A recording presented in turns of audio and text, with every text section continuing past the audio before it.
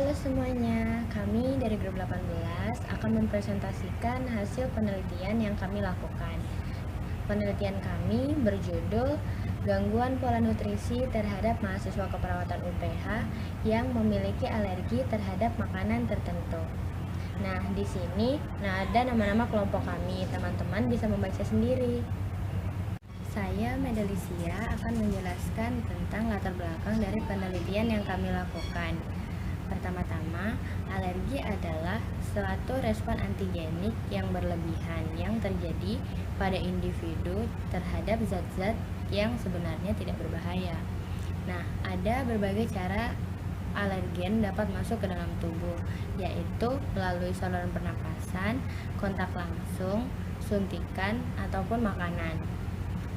Alergi makanan sendiri merupakan reaksi imunologi terhadap suatu bahan makanan dan merupakan jenis alergi yang paling mengkhawatirkan. Paling mengkhawatirkan dikarenakan makanan sendiri seperti yang kita ketahui merupakan suatu kebutuhan pokok, tetapi di sisi lain dapat berbahaya bagi seseorang yang menderita alergi terhadap suatu makanan tertentu. Kejadian alergi dapat dipengaruhi oleh beberapa faktor seperti gen, usia, jenis kelamin, pola makan, jenis makanan, dan faktor lingkungan. Nah, penyebab alergi sendiri biasanya seperti kacang-kacangan, buah-buahan, tepung terigu, udang, ikan, ayam, kepiting, dan susu. Di Indonesia, prevalensi alergi makanan ada sebanyak 5-11%. Prevalensi yang kecil ini dapat terjadi karena masih banyak masyarakat Indonesia yang belum melakukan tes apakah mereka mempunyai alergi makanan atau tidak.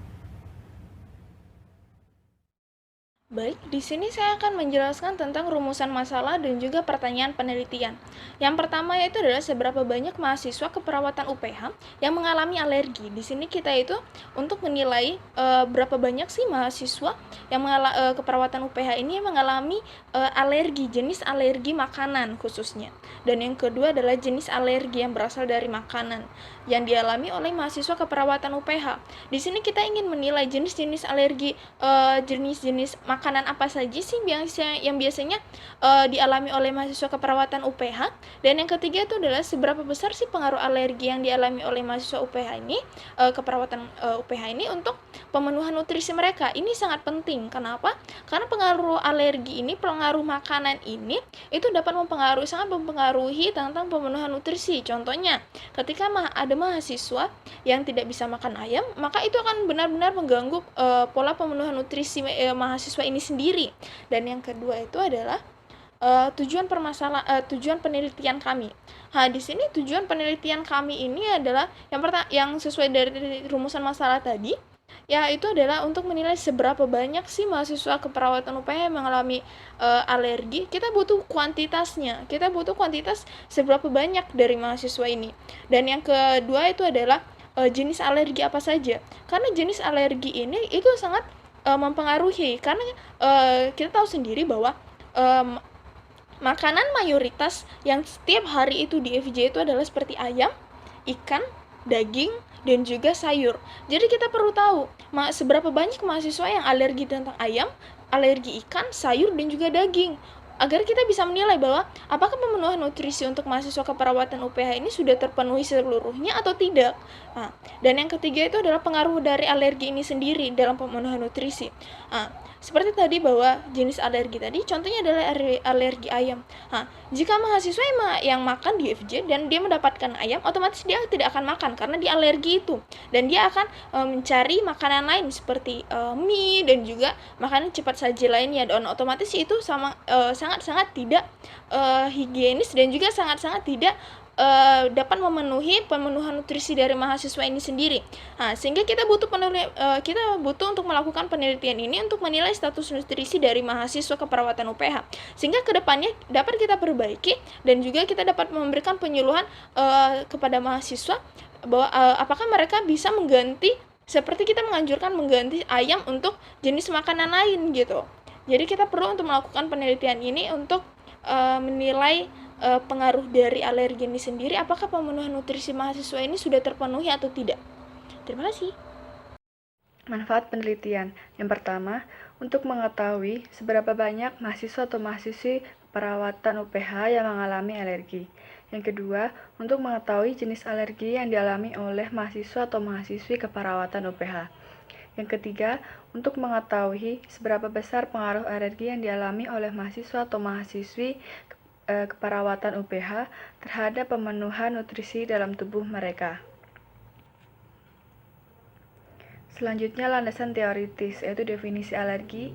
Alergi merupakan respon sistem pertahanan tubuh yang menolak atau peningkatan sensitivitas sistem pertahanan tubuh pada waktu terpapar antigen tertentu. Ketika alergen masuk ke dalam jaringan tubuh, maka muncul dua respon yang dikeluarkan tubuh, yaitu alergen dapat hancur atau masuk ke dalam tubuh. Dalam kondisi seperti ini, respon atau tanggapan tubuh yang ditunjukkan yaitu mengakibatkan jaringan tubuh rusak dan timbul reaksi hipersensitivitas atau reaksi yang berlebih. Alergi yang terjadi pada manusia dapat diakibatkan karena umur, jenis kelamin, genetik, faktor lingkungan, dan jenis makanan yang dikonsumsi. Secara umum, reaksi dari keterlibatan antibodi IgE atau imunoglobulin E yang terkait pada sel khusus seperti sel mast yang berada dalam jaringan dan basofil yang berada dalam sirkulasi darah saat berhadapan dengan alergen dan dapat melukai atau merusak jaringan di sekitarnya karena sel tersebut melepaskan zat kimia. Cara alergen dapat masuk ke dalam tubuh manusia yaitu dengan makanan yang merupakan alergen tubuh manusia itu sendiri. Pada saat seseorang mengkonsumsi makanan, lalu muncul respon negatif, maka dua reaksi yang akan terjadi yaitu reaksi toksik dan non-toksik. Reaksi toksik yang terjadi dipengaruhi adanya racun dalam makanan, sedangkan reaksi non-toksik dapat terjadi karena reaksi non-imunologis dan imunologis. Prevalensi alergi makanan yang terjadi pada anak kurang lebih 6%, sementara pada dewasa sebanyak 3-4%. Cara pencegahan alergi makanan yang belum maksimal menjadi salah satu pemicu insiden yang semakin naik. Imunopatogenesis pada alergi makanan melibatkan reaksi antara alergen dengan antibodi yang didimensi oleh non-imunoglobulin E, atau keduanya.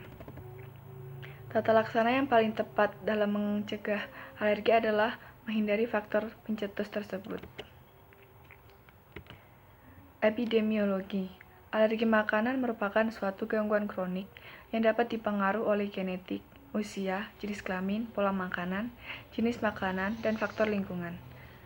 Sekitar 220-250 juta penduduk di seluruh dunia menderita alergi makanan.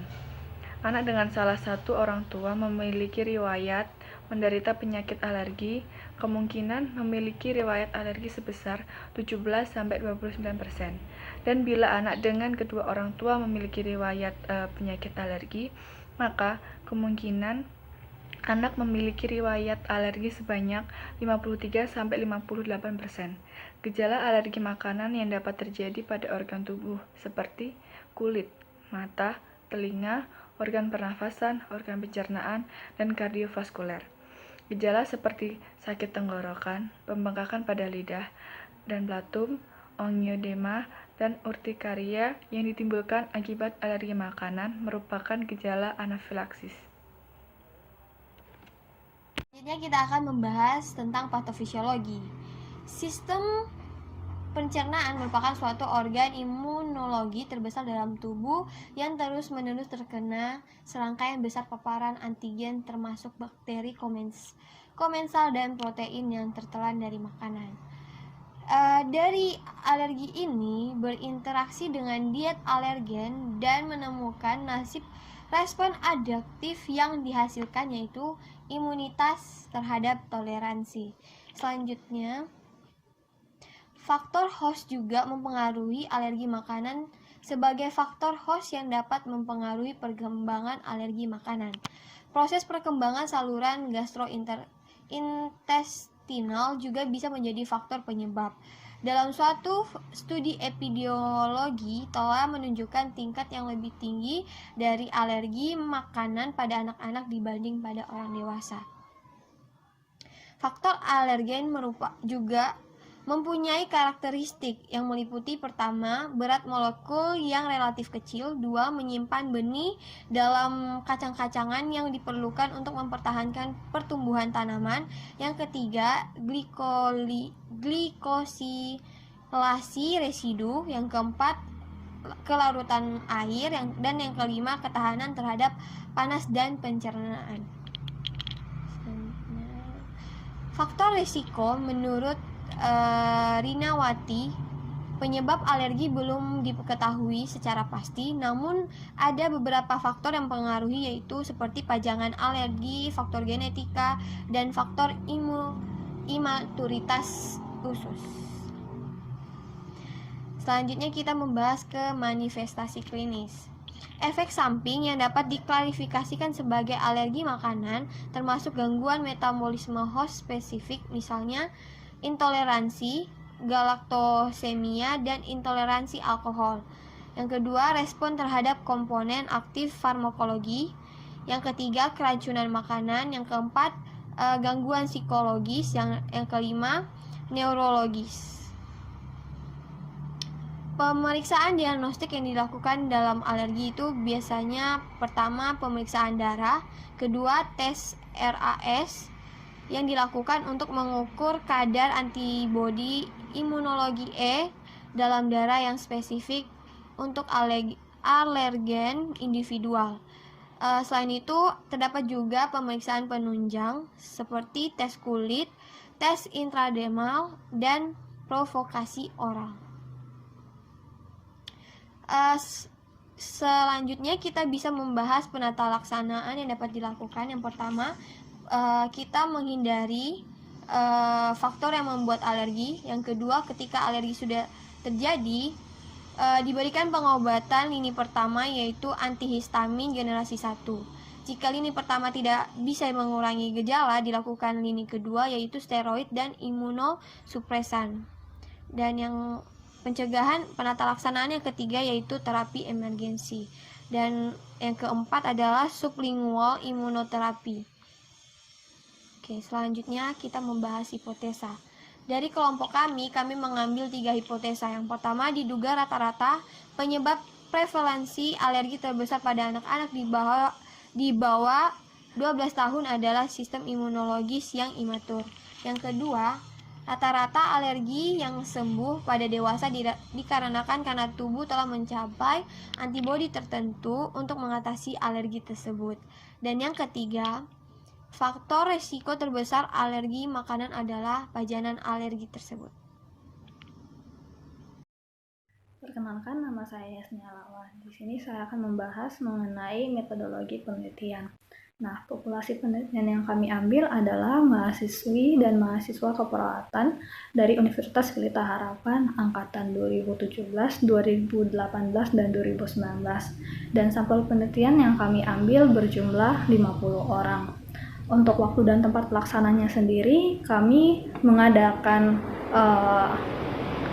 penelitian ini pada hari Jumat tanggal 3 April 2020 sampai dengan hari Minggu 5 April 2020. Nah, untuk tempat pelaksanaan penelitian kami, karena dipengaruhi oleh pandemi COVID-19, penelitian kami lakukan melalui kuesioner dalam bentuk Google Form yang kami bagikan ke grup-grup melalui WhatsApp. Kemudian, untuk metode penelitian yang kami ambil adalah metode studi pustaka dengan cara mengumpulkan referensi yang berkaitan erat dengan tema laporan kami. Kami juga mengambil data dari buku-buku referensi dan jurnal kesehatan yang didapat melalui internet. Untuk alat pengumpulan datanya, kami menggunakan kuesioner yang dibagi secara online dalam bentuk Google Form.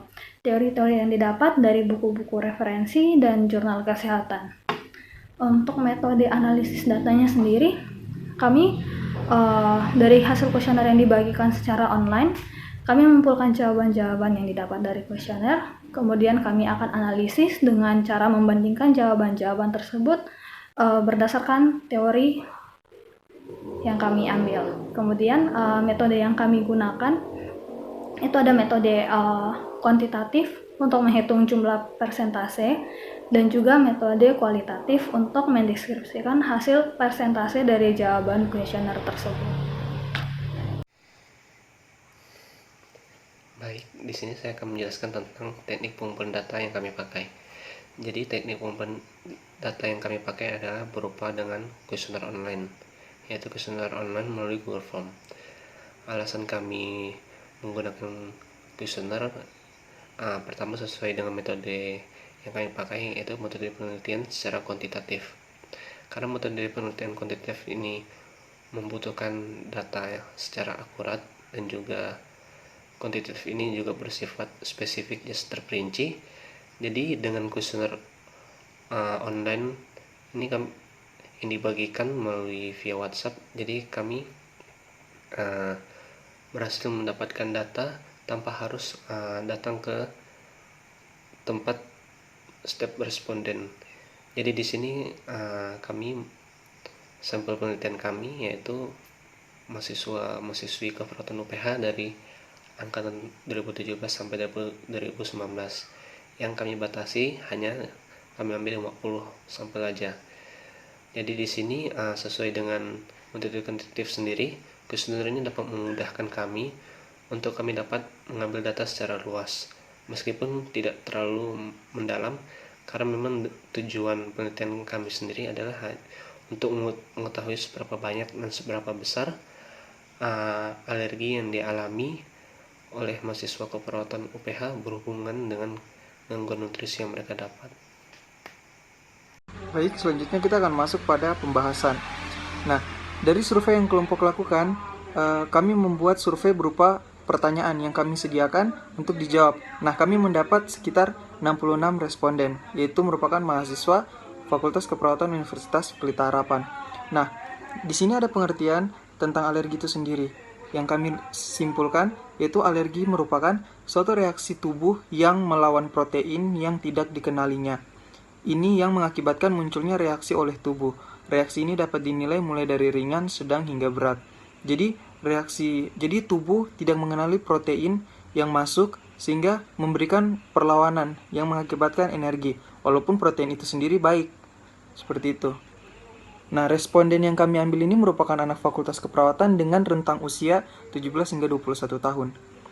Dari data di atas, didapatkan 95,5% mengalami reaksi alergi, punya riwayat dengan alergi. Nah, dengan rentang umur, responden yang paling tinggi mengalami alergi itu pada usia 10-15 tahun dengan persentase 48,5%, diikuti dengan di atas 15 tahun dengan persentase 36,4%, dan di bawah 5 tahun dengan persentase 15,2%. Nah, ada 3 jenis makanan yang memiliki persentase tertinggi, yaitu yang pertama ikan dengan persentase 27,3%, selanjutnya ayam 12,1%, dan Di sini saya akan melanjutkan presentasi dari teman saya. Saya akan menjelaskan tentang hipotesa dan akan menjawab rumusan masalah. Dari hipotesa yang kami dapat ada 3. Yang pertama, diduga rata-rata penyebab terbesar prevalensi pada anak-anak di usia 12 tahun adalah sistem imunologis yang imatur. Yang kedua, diduga rata-rata alergi yang sembuh pada dewasa dikarenakan tubuh telah menciptakan antibodi tertentu untuk mengatasi alergi tersebut. Dan yang ketiga, diduga faktor resiko terbesar alergi makanan adalah faktor pajanan alergi. Selanjutnya saya akan menjawab pertanyaan yang ada di rumusan masalah yang telah kami buat. Yang pertama itu, seberapa banyak mahasiswa-mahasiswi keperawatan UPH yang mengalami alergi? Nah, kita mengambil datanya itu dari mahasiswa-mahasiswi keperawatan UPH sebesar 66 responden yang terdiri dari usia 17-21 tahun. Nah, dari data tersebut kita mendapatkan 95,5% atau 63 responden mengalami alergi. Dengan rentang usia ketika mereka mengalami alergi adalah 10-15 tahun, yaitu sebanyak 32 orang atau 48,5%. Pertanyaan yang kedua yaitu jenis alergi yang berasal dari makanan atau lauk apa saja yang dialami oleh mahasiswa keperawatan UPH.